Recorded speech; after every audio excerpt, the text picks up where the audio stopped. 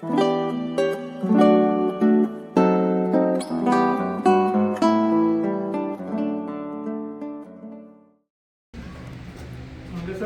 buenos días. Gracias a Dios que nos permite estar reunidos en su nombre para adorarle, ser expuestos a la verdad, la cual nos va transformando, nos va renovando cada día más en la imagen de Jesucristo. Y en esta mañana les voy a pedir que me acompañen en este texto también memorizado, también conocido por todos los creyentes. Vamos a estar viendo Juan capítulo 3, comenzando desde el versículo 16 al 21.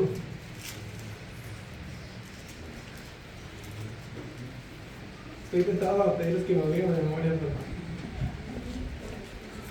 Juan capítulo 3, comenzando desde el versículo 16 al 21.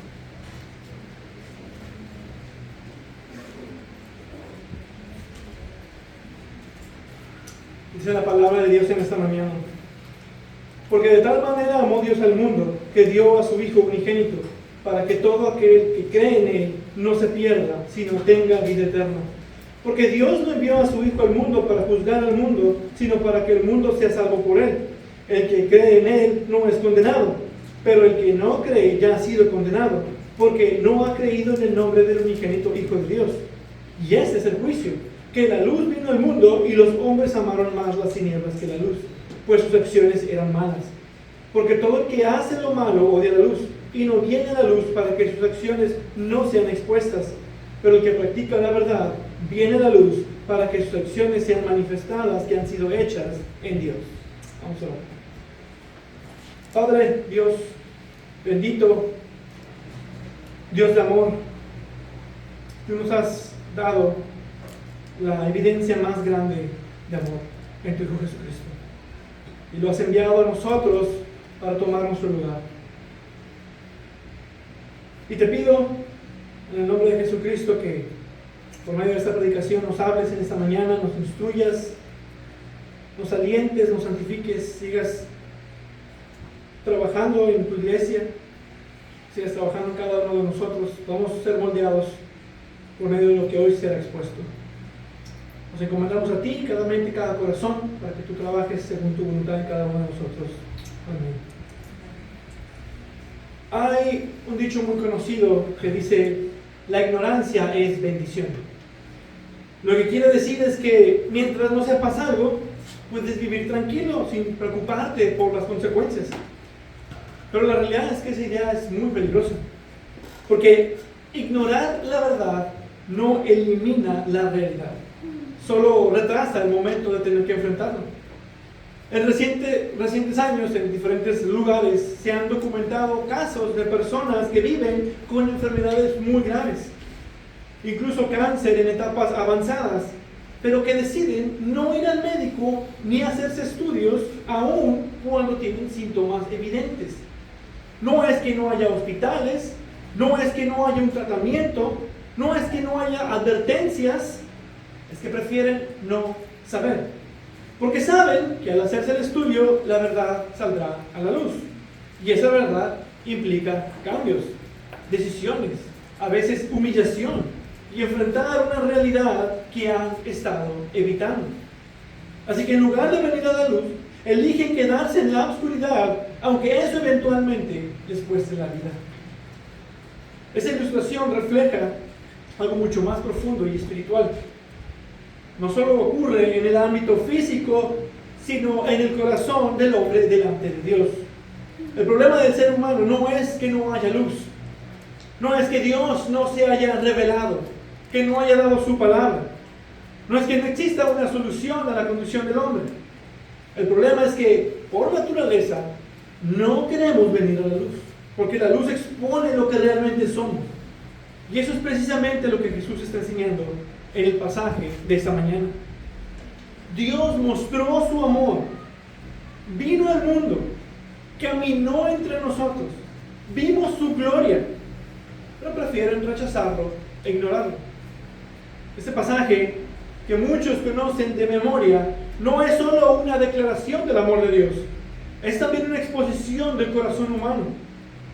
Nos muestra el amor soberano de Dios al enviar a su Hijo, la responsabilidad real del hombre ante ese amor, la evidencia visible de esa respuesta, venir a la luz o rechazarla. En otras palabras, este texto responde a una pregunta crucial. ¿Cómo responde el ser humano al amor de Dios? Y la respuesta no es superficial, es radical, es eterna. Porque frente a Cristo, nadie queda igual. O vienes a la luz y tienes vida, o amas a las tinieblas y permaneces en condenación. Y eso es lo que este texto nos mostrará. Nadie se queda sin respuesta delante del amor de Dios. Versículo 16. Porque de tal manera amó Dios al mundo. Aquí Juan nos muestra la evidencia del amor de Dios. De tal manera. Y eso no apunta principalmente a una intensidad emocional, como decir, muchísimo. Dios amó muchísimo, sino de la manera en la que Dios amó. La palabra griega se puede traducir entonces así: amó Dios al mundo. O de esta forma concreta, amó Dios al mundo enviando a su Hijo.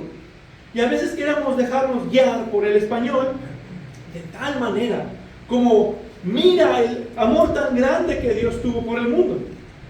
Y no quiere decir que no sea verdad, pero no es lo que dice el texto. No está hablando de magnitud, sino de la evidencia de ello. Porque el amor de Dios no está en cuestión aquí. Dios es perfecto, eterno, sabio, justo, grande. Su amor no es distinto al de su naturaleza. Su amor es perfecto, es eterno. Su amor es sabio, es justo, y también su amor es grande. Entonces no es lo que el texto nos apunta. Esa ya es una verdad en sí. Y es precisamente por esa verdad que este texto nos enseña cómo es que Dios nos mostró ese gran amor. Ahora, ese amor dice que se lo mostró al mundo. Juan ya ha introducido este término antes aquí y vuelve a hacerlo nuevamente. Pero por el contenido de este pasaje, el término ha sido mal interpretado de dos formas más aceptadas. La versión arminiana, que dice, mundo son todos los hombres. Dios mostró su amor a todos los hombres, haciendo posible la salvación a todos por medio de enviar a su Hijo. Es un lado. El otro lado es la versión calvinista, que dice que el mundo solo es el conjunto universal de los elegidos. Dios mostró su amor salvífico a todos los elegidos por medio de enviar a su Hijo. Y déjenme decirles que ambos están mal, pero a su vez ambos tienen algo correcto.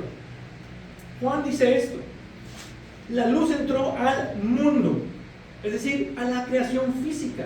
Y eso significa que la luz entró a irrumpir en la humanidad. También nos dice Juan que Él estaba en el mundo, estaba en la creación física. Eso significa que Él estuvo entre nosotros, entre la humanidad. El mundo fue hecho por Él. Eso es toda la creación física, incluyendo la humanidad. Y el mundo, dice, no le conoció. La humanidad no quiso tener una relación personal con Él. Recordando, todas esas veces que vemos mundo en Juan, usó la palabra cosmos. En todo Juan, él usa la palabra cosmos, que significa universo. Toda la creación física. Pero en un sentido más amplio se refiere como parte de la creación a la humanidad. Pero por otro lado, cosmos en Juan no significa cada individuo sin excepción, sino a la humanidad caída en rebelión contra Dios como un todo. Juan habla del mundo caído en Juan 1:10, que el mundo aborrece a Dios en Juan 7:7 y que el mundo ama las tinieblas en Juan 3:19. Entonces ahí es donde vemos lo impactante de este pasaje. Dios ama a un mundo que no lo merece y que lo rechaza. Y eso es lo que observamos en Romanos capítulo 5, versículo 8. Pero Dios demuestra su amor para con nosotros en que aún siendo pecadores, Cristo murió por nosotros. Y ahí es donde el pasaje nos demuestra ese amor. Dice que dio a su Hijo unigénito. Observen el lenguaje del texto. No dice que Dios lo envió, dice que lo dio. Dar implica más que enviar, implica entregar al sacrificio. Este está hablando de un lenguaje de sustitución. Él entregó algo por nosotros. Eso es amor. Pero no dio cualquier cosa tampoco. Dio a alguien muy importante para Él. Dice que nos dio a su Hijo unigénito. Nos dio a su Hijo. Y aquí unigénito revela algo muy especial. Cuando se usa ese término, nos habla de unicidad. No hay otro como Él. No hay otro Hijo que se pueda dar. No hay otro que pudiera ser dado. Pero también nos habla de la especial relación eterna y única que el Hijo tenía con el Padre. Y además nos dice del valor infinito del Hijo porque es único. Esto demuestra con claridad el amor con el que Dios amó al mundo. Dios no dio algo externo a Él. Dios se dio a sí mismo por nosotros, para nuestro bien. Él dio lo más precioso, su propio Hijo eterno. Y lo dio sabiendo que la relación eterna se rompería. Hubo un momento de separación porque el Hijo se hizo pecado por nosotros. Y Dios es santo. Y Dios no tolera el pecado. Porque así dice la Escritura en Isaías 53:10. Pero quiso el Señor quebrantarlo, sometiéndolo a padecimiento. Dios castigó el pecado, aún quien lo cargó fue su propio Hijo. Y a pesar de todo lo que costaría, a pesar de todo lo que se tenía que hacer, no negó ni a su propio Hijo, sino que lo entregó por todos nosotros. Romanos 8:32. ¡Qué gran manera de mostrar el amor de Dios al darnos al Hijo amado! Y a propósito de eso, dice el texto, para que todo aquel que cree en Él no se pierda, sino que tenga vida eterna. Aquí vemos el propósito: salvar mediante la fe. La fe es el medio universal establecido para salvación, no por el bien del ser humano o en favor del ser humano, sino establecido por Dios mismo en su santísimo consejo. Y vemos aquí la diferencia de interpretación, que aunque el amor de Dios se mostró a toda la humanidad, el dar al Hijo no es para todos. El propósito de Dios al dar el Hijo es para todo aquel que cree en Él. Y aquí hay dos cosas importantes. Primero dice, todo aquel. Esto no habla de una posibilidad, no habla de un universalismo en el resultado, pero sí de una invitación real a toda la humanidad a venir y creer en el Hijo. Porque no dice todo aquel que crea. Así que a veces lo leemos de esa manera y parece así una posibilidad, como siendo algo posible, todo aquel que cree o que pudiera creer. Sino dice el que cree, como una certeza ya realizada. El texto se entiende mejor así: si tú llegas a creer, tienes vida eterna. No dice, para que tengas vida eterna, debes creer. La fe evidencia la obra eficaz de Dios en salvar.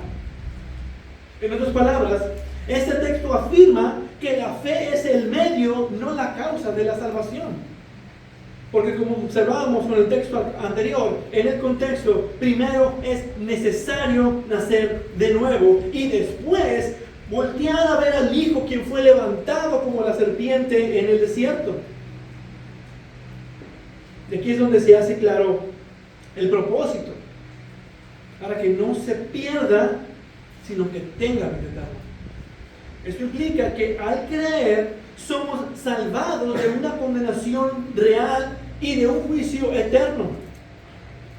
Mientras por el otro lado implica una comunión plena con Dios y vida en el reino presente y futuro. Por un lado evitas la condena y por el otro recibes la recompensa. Y observen bien esto. Evitas la condena y recibes recompensa.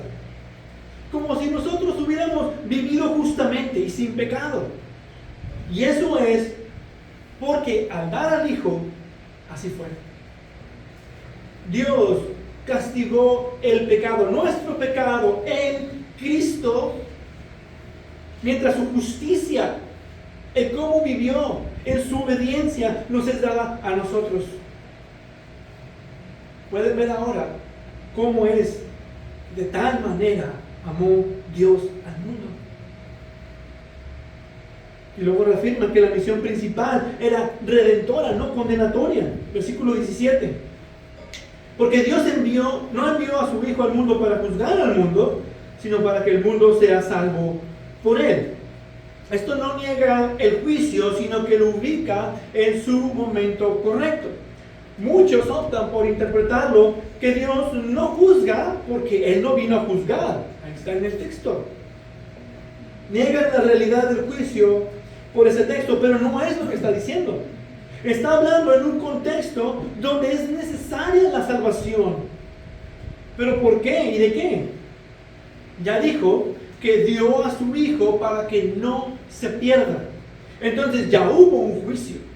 La realidad del juicio no se niega en este contexto, sino más bien demuestra la misión principal al dar al Hijo. Es decir, que al venir, como ya había condenación, Él no vino para condenar finalmente, sino para salvar de esa condenación que ya estaba. Al venir, Cristo no llegó primero como el juez final. Él vino primero como el Salvador. Juan después confirma en 5:22, porque ni aún el Padre juzga a nadie, sino que todo juicio se lo ha confiado al Hijo. Y en capítulo 12, versículo 48, aquí mismo de Juan dice, el que me rechaza y no recibe mis palabras, tiene quien lo juzgue. La palabra que he hablado, esa lo juzgará en el día final. La realidad es que sí hay juicio, pero el texto nos indica que la primera venida de Jesús fue para salvación de todo aquel que cree. Si no crees, entonces su segunda venida será en juicio final. Y esa es la realidad a la que apunta este texto. Primero Él viene para salvar, y en su segunda venida Él viene para dar juicio.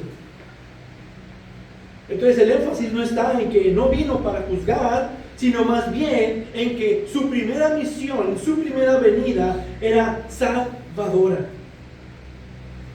Esto nos enseña que la salvación es completamente obra de Dios, nacida de su amor soberano hacia un mundo caído y rebelde. El Padre envió y entregó a su Hijo unigénito, no solo para abrir el camino de la salvación, sino para asegurarlo eficazmente mediante su muerte sustitutoria.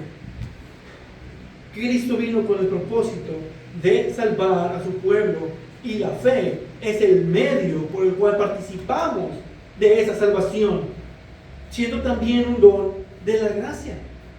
La humanidad ya está bajo condenación por su pecado. Y en ese contexto, Cristo vino en misericordia, no para juzgar, sino para rescatar. Sin embargo, Él vendrá nuevamente como juez, lo que hace de este tiempo un tiempo precioso, el día de la salvación. Así todo el plan redentor muestra que Dios inicia, Él cumple y aplica la salvación para que toda la gloria sea solo de Él. Y esta verdad debería de fortalecer profundamente al creyente, porque nuestra salvación no descansa en nosotros, sino en el amor soberano de Dios y la obra perfecta de Cristo. Si Él nos amó cuando nosotros éramos enemigos y entregó a su Hijo para salvarnos eficazmente, entonces podemos vivir con seguridad y descanso, aún en medio de nuestras luchas y de nuestras debilidades. No dependemos de la perfección de nuestra fe o de la dificultad de las circunstancias, sino de la perfección de Cristo. Esto nos anima a perseverar con gratitud, a adorar con humildad y a vivir con confianza, sabiendo que Dios terminará lo que comenzó en nosotros. Mientras proclamamos este evangelio a otros en este tiempo de gracia. La salvación proviene del amor de Dios. Pero eso no niega tampoco nuestra responsabilidad, versículo 18. El que cree en Él no es condenado, pero el que no cree ya ha sido condenado. Después de presentar el amor soberano de Dios al dar a su Hijo, el texto ahora se mueve hacia la respuesta humana. No hay contradicción. El mismo Dios que salva soberanamente también responsabiliza plenamente al hombre. Juan nos avisa esa realidad. El problema del hombre no es falta de información, como observábamos con el texto anterior, sino una condición moral, espiritual, corrupta, que hace que sea necesario, como leemos en el texto esta mañana, es necesario nacer de nuevo. La condenación no es arbitraria, es justa. Porque creerlo de otra forma sería que la condenación es por no hacer algo, o sería injusto. El contraste aquí en el texto que nos presenta Juan es absoluto. El que cree no es condenado, el que no cree ya ha sido condenado. Pero no dice que esa sea la razón. La condenación real no es por no creer, la condenación es por el pecado que hemos cometido contra Dios. Y es porque no creemos que el juicio justo debe ser recibido. Dice, ya ha sido condenado, que indica una condición presente, no futura únicamente. El hombre no entra en condenación por rechazar a Cristo. Ya está en condenación por su pecado. La fe no crea una nueva realidad, sino que rescata de una realidad ya existente, de una condición ya presente. Es la realidad de la que Pablo habla en Efesios capítulo 2, versículos del 1 al 3. Él les dio vida a ustedes que estaban muertos en sus delitos y pecados. Todos nosotros en otro tiempo vivíamos en las pasiones de nuestra carne y éramos por naturaleza hijos de ira. La condenación es real y justa para todo el mundo porque todos pecaron, como enseña Romanos 3:23. Toda la humanidad está bajo pecado y bajo condenación. Si Dios no hubiera actuado, si Él no hubiera mostrado su amor en enviar al Hijo, nadie pudiera ser salvo. Era necesario que Dios obrara y en su amor lo hizo al darnos al Hijo para salvar un pueblo dentro de esa humanidad caída. Y el medio para recibir esa salvación es la fe. Y es lo que el texto afirma. La condenación es por una incredulidad culpable, no por la falta de evidencia.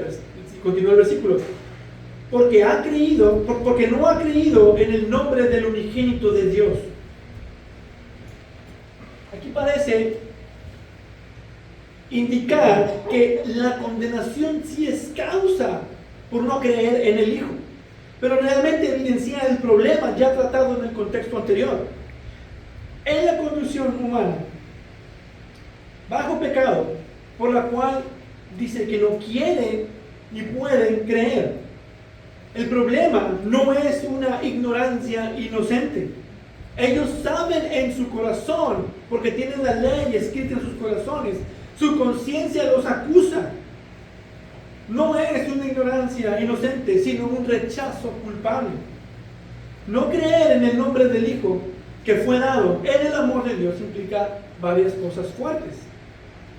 Primero, implica rechazar a la persona de Cristo, que es rechazar a Dios mismo, rechazar su amor, que es el problema del corazón humano bajo su condición depravada. Segundo, implica rechazar la autoridad de Cristo, quien es Dios y soberano sobre todo. Solo un necio rechaza la realidad. Y tercero, implica rechazar su obra salvadora. Y si rechazas el amor de Dios mostrado, no puedes cuestionar entonces por qué es que recibes la ira. Si rechazas su amor ya demostrado en el Hijo, solo vas a recibir ira. Pero la realidad de todo este rechazo no es por falta de evidencia, es porque saben que son culpables delante de Dios. El odio del hombre y por lo tanto su rechazo es porque no se pueden tapar con las hojas de higuera que ellos mismos consiguieron. Por lo tanto, el hombre no es condenado porque no pudo creer, sino porque no quiso creer. Entonces, si eres salvo, es porque Dios te salvó y sea agradecido con ello. Pero si no eres salvo, es por tu pecado. Tú eres culpable. Tú eres responsable delante de Dios. Y por eso es el juicio. Versículo 19. Y ese es el juicio. Que la luz vino al mundo y los hombres amaron más las tinieblas que la luz, pues sus acciones eran malas. Aquí se define el juicio.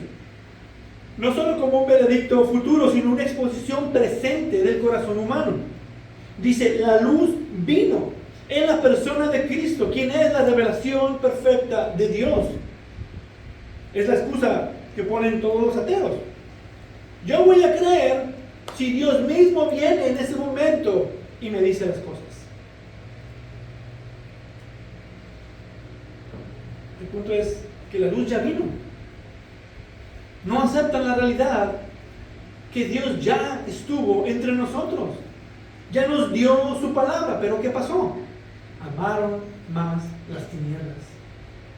Eso nos habla de una reacción de la respuesta. Es como cuando tocas algo caliente, el efecto es que te quemas, ¿y cuál es la reacción? Quitas la mano inmediatamente. Es lo mismo aquí. La luz vino al mundo y todos la rechazan, se esconden, porque aman más las tinieblas. La luz les incomoda, les lastima. Y esto habla de un lenguaje de afecto, no solo de acción. Dice que amaron. El problema del hombre no es solo lo que él hace, sino lo que ama. Ama tanto su pecado que cuando la luz viene a revelar y a confrontar, les molesta. La luz viene para quitar lo que el hombre natural ama, sus malas obras. Entonces, las malas obras no son la causa final del rechazo, sino la evidencia de un corazón que prefiere el pecado sobre Dios. Como enseña Pablo en Romanos 8 al 7. La mente puesta en la carne es enemiga de Dios, porque no se sujeta a la ley de Dios, pues ni siquiera puede hacerlo. Y eso es lo que revela este versículo. El juicio de Dios evidencia el amor del hombre por su pecado. Este pasaje muestra que, aunque la salvación es completamente obra de Dios, el hombre también es plenamente responsable por su condición y su respuesta. La humanidad no se encuentra bajo un estado neutral, sino ya bajo condenación debido a su pecado. Y su incredulidad no es una debilidad pasiva, sino un rechazo culpable de la revelación de Dios en Cristo. El problema del hombre, como podemos ver, es profundamente interno. Ama el pecado, rechaza la luz, lo que evidencia una naturaleza corrompida que necesita ser transformada. Así la condenación es justa porque fluye tanto de la condición caída como de la voluntad rebelde del hombre, mostrando que solo la obra soberana de Dios puede rescatar eficazmente a pecadores que por sí mismos nunca vendrían a la luz. Y para el creyente, esta verdad produce humildad profunda y gratitud sincera, porque nos recuerda de dónde es que nosotros hemos sido rescatados. No éramos mejores ni más inclinados naturalmente hacia Dios. Estábamos bajo condenación, ciegos, sordos ante las cosas espirituales, amando el pecado, rechazando la luz. Y éramos por naturaleza hijos de ira, lo mismo que los demás. Si ahora creemos, no es porque éramos más sabios o más sensibles, sino porque Dios tuvo misericordia y transformó nuestro corazón. Esto nos guarda del orgullo. Nos afirma en la gracia y nos da la paciencia al compartir el Evangelio a otros, sabiendo que solo Dios puede abrir los ojos. Cuando nos desesperamos al compartir el Evangelio, es cuando dejamos de confiar en aquel que salva poderosamente y comenzamos a confiar en nuestros esfuerzos. La salvación es del Señor.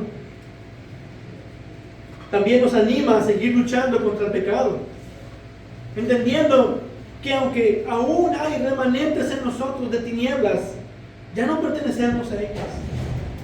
Ahora pertenecemos a la luz en Cristo. Así que más debemos de motivarnos a las buenas obras, al evangelismo, a la obediencia de la palabra, para evidenciar la obra de Dios en nosotros, para la gloria de Dios, para el testimonio del mundo. Porque entre más seamos luz, más se revela la oscuridad de este mundo. Más se hace manifiesto que a pesar de todas las evidencias y de toda la información, a pesar de cómo tenemos la nueva tecnología y el Evangelio se ha esparcido, amaron más las tinieblas. De ahí es donde entra nuestro tercer punto. La respuesta que damos a la luz es la evidencia de si hemos creído o no. Versículo 20.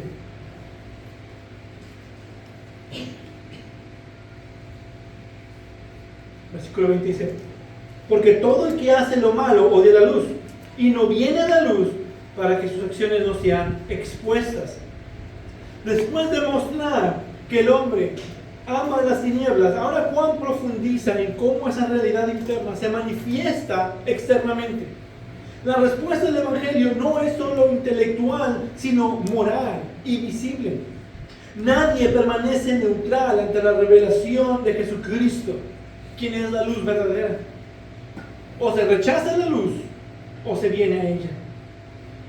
Aquí no se está describiendo dos tipos naturales de personas, sino el resultado de la obra de Dios frente a la condición del hombre. Dice, porque todo el que hace, está hablando de acciones, de un estilo de vida que está determinado por hacer lo malo. Y por esa razón, que está constantemente haciendo lo malo, es que odia la luz.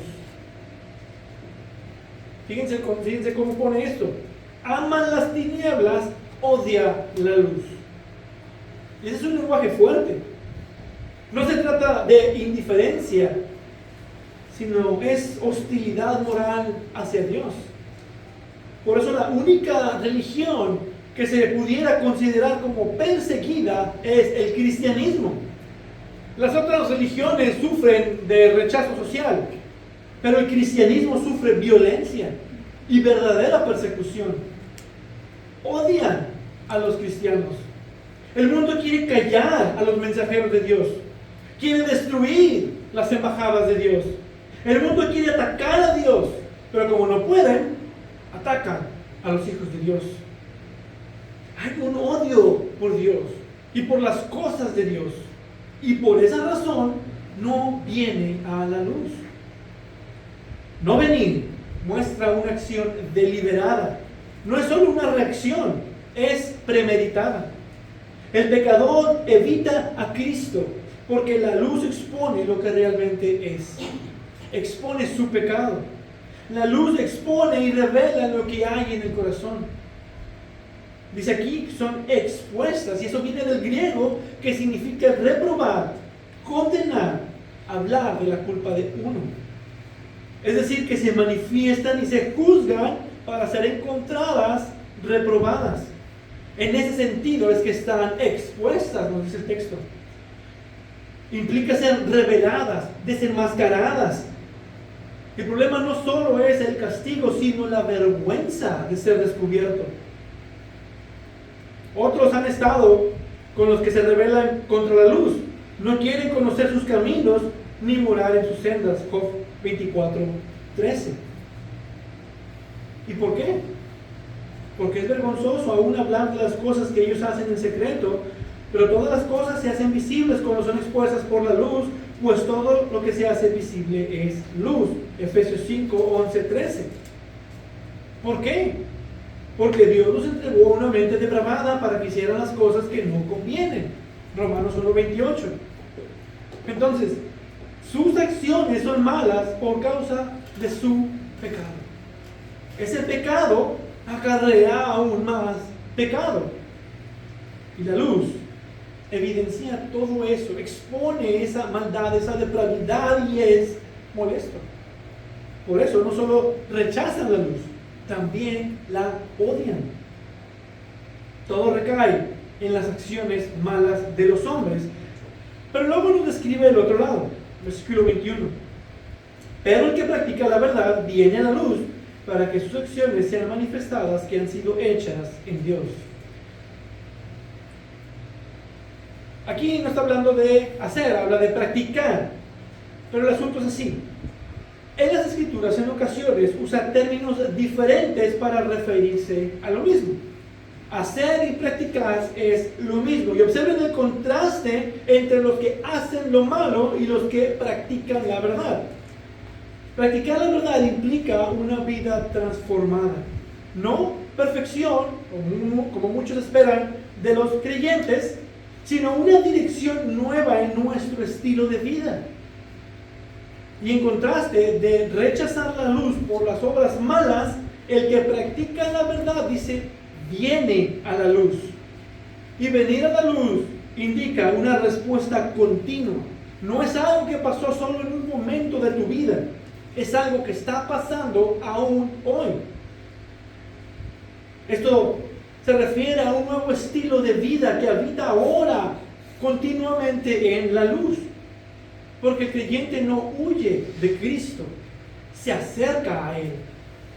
Esa es la diferencia. Eso remarca este contraste. La obra de Dios en ti se va a evidenciar por aceptar a Cristo y de acercarte a Cristo. Y el otro lado se va a evidenciar cuando Dios no ha obrado en ti por rechazar y alejarte de Cristo. Es decir, que tu respuesta a la luz evidencia si realmente eres salvo. Si volteamos la idea, tu respuesta se evidencia en cómo vives. ¿Qué es lo que más amas? ¿Cuáles son tus prioridades? Si aceptas la luz, practicas la verdad. Si rechazas la luz, haces lo malo. Pero vean también el contraste en la razón. Los que no vienen a la luz es para que no vean sus obras malas, pero los que practican la verdad es para que sus acciones sean manifestadas que han sido hechas en Dios. Y esto es clave. Las obras no son la causa de la salvación, sino la evidencia de la obra de Dios en la persona. Y eso es lo que enseña Santiago capítulo 2 versículo 18. Muéstrame tu fe sin las obras y yo te mostraré mi fe por mis obras. Es lo mismo que enseñó Jesús en Mateo 5, 16. Así brille la luz de ustedes delante de los hombres, para que vean sus buenas acciones y glorifiquen a su Padre que está en los cielos. Observen lo que dice Jesús. Hay una luz interna que está brillando. ¿Cómo se evidencia? Por las buenas acciones. ¿Para qué? Para que glorifiquen al Padre. Y para esto hemos sido salvados. Porque somos hechura suya, creados en Cristo Jesús para hacer buenas obras. Efesios capítulo 2, versículo 10. Por supuesto que si practicamos la verdad, vamos a querer evidenciar y mostrar al mundo el poder transformador de Dios. Si practicamos la verdad, vamos a querer que otros la vean. Porque para esto hemos sido llamados. Eso es obediencia a la voluntad de Dios. Y eso evidencia la obra de Dios en nuestra vida. Entonces este pasaje enseña que la respuesta del hombre al Evangelio revela la condición real de su corazón. El pecador esclavo del pecado, rechaza activamente la luz porque no quiere que su maldad sea expuesta. Mientras que el creyente viene a la luz porque ha sido transformado por Dios. Así la diferencia no radica en una superioridad moral humana, sino en la obra regeneradora de Dios que produce una nueva disposición hacia la verdad.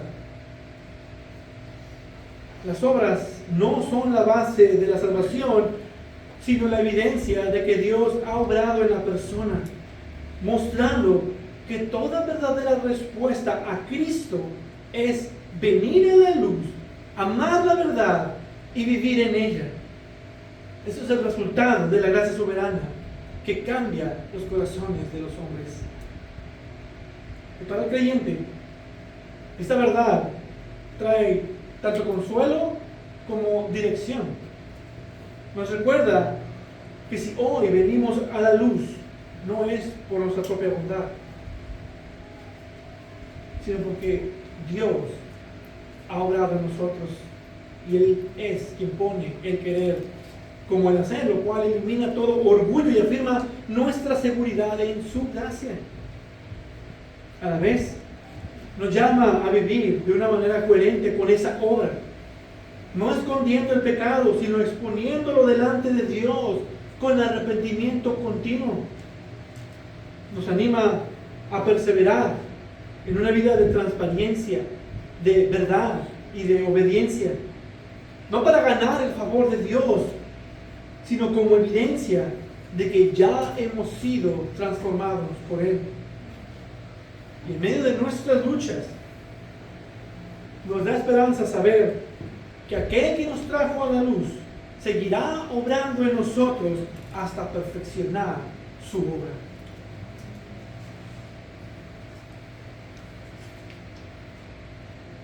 Hermanos, eso tiene una aplicación muy directa para nosotros. Cuando estamos pasando por una situación difícil, especialmente relacionada con pecado, el quedarnos callados muchas veces no es neutral. Es una señal de que no queremos venir a la luz para que nuestras obras sean expuestas. Jesús dice que el que practica lo malo no viene a la luz, y eso puede manifestarse incluso en los creyentes cuando empezamos a escondernos, a justificarnos o a evitar rendir cuentas. Pero practicar la verdad también implica hablar la verdad, confesar, abrir el corazón. Por eso, en lugar de poner excusas o de culpar a otros, somos llamados nosotros a acercarnos a la luz, a buscar a los hermanos, a practicar la verdad, a exponernos con humildad. Y al hacerlo, muchas veces Dios muestra que aún hay pecado en nuestro corazón que no habíamos visto, no para destruirnos, sino para santificarnos. Pero también, cuando la luz de la palabra llega a nuestras vidas, inevitablemente comienza a evidenciar el pecado que aún permanece en nosotros. Y eso incomoda, duele, y muchas veces no nos gusta, especialmente cuando esa realidad se hace visible delante de otros. Es precisamente allí donde se revela lo que hay en nuestro corazón. O respondemos con humildad, aceptando la corrección y viniendo a la luz, o reaccionamos con orgullo, resistiéndonos y justificándonos. Aún como creyentes, esta lucha es real.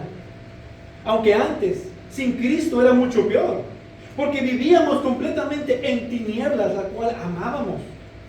Pero ahora en Cristo, aunque la luz expone, también sana, limpia, transforma más, nos transforma más a la imagen de Cristo.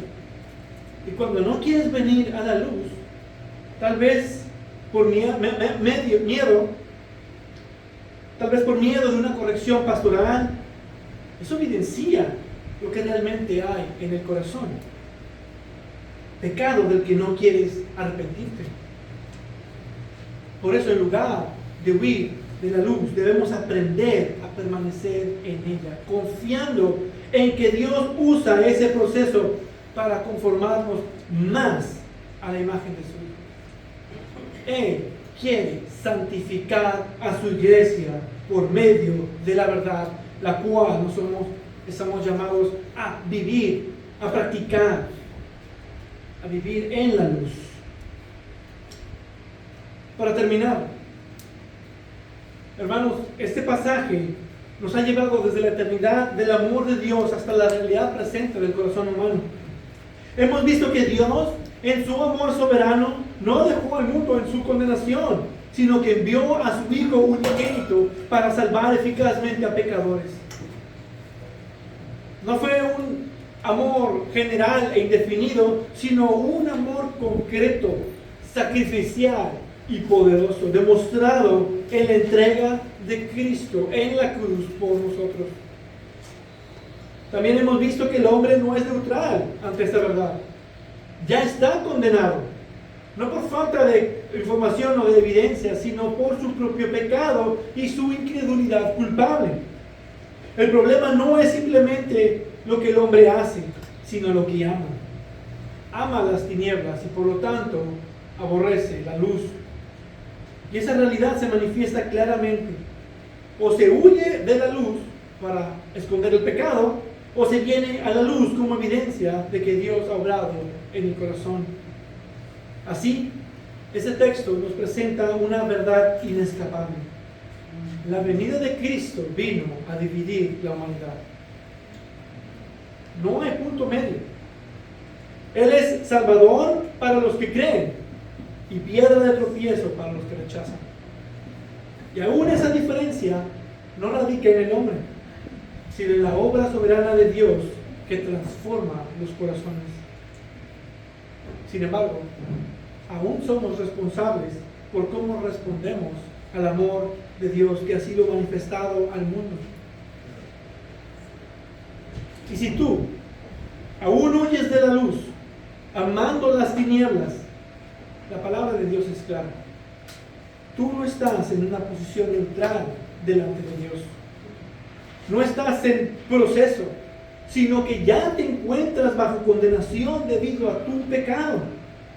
Y la evidencia de eso no es solo lo que haces, sino lo que por naturaleza prefieres, amas, a lo que te dedicas. Prefieres tus caminos, que son caminos de muerte, dice el proverbio, antes que venir a Cristo quien es vida. Pero escucha esto con toda claridad. Dios no envió al Hijo para condenarte, porque ya estás condenado. Él envió al Hijo para que seas salvo por medio de Él. La condenación vendrá después si no te arrepientes hoy. Cristo vino precisamente para personas en tu condición, culpables, rebeldes, incapaces de salvarse a sí mismas. La pregunta entonces no es si eres suficientemente bueno, sino ¿vas a seguir huyendo de la luz o vas a venir a Cristo? ¿Cuál es tu respuesta en esta mañana ante el amor de Dios que ha sido demostrado en Cristo? Venir a la luz implica reconocer tu pecado, dejar de justificarte y confiar únicamente en Cristo como tu Salvador, porque no hay otro. Y sí, la luz va a exponer lo que eres, pero también es la única forma en la que puedes ser salvo. No endurezcas hoy tu corazón. No sigas amando las tinieblas. Es el tiempo de gracia. Deja que el Señor obre en tu corazón. Cristo aún está siendo ofrecido por medio del Evangelio. Ven a Él. Cree en Él. Confía que Él ha pagado todo para que tú tengas vida eterna. Y al venir a Él, encontrarás no condenación, sino vida eterna en Cristo Jesús. Vamos a orar. Padre Dios de amor, vamos a dar toda la gloria, toda la alabanza por el amor Tu amor puro, santo, justo, perfecto, grande, que ha sido manifestado en la cruz de Cristo. Tu santidad, tu amor, tu justicia, tu perfección, tu gracia, han sido manifestadas en su persona al venir a morir por nosotros. Esa verdad siempre esté martillándose en nuestros corazones para hacernos humildes, para hacernos obedientes a tu palabra, porque hemos sido transformados por un poder glorioso, el poder de tu evangelio, por lo que Cristo ha hecho. Y aún como creyentes que hemos visto tu amor y lo hemos aceptado y hemos creído, aún a veces podemos olvidarnos de ese primer amor. Yo te pido que trabajes en cada uno de nosotros para nunca olvidar ese primer amor, que eres tú, Señor.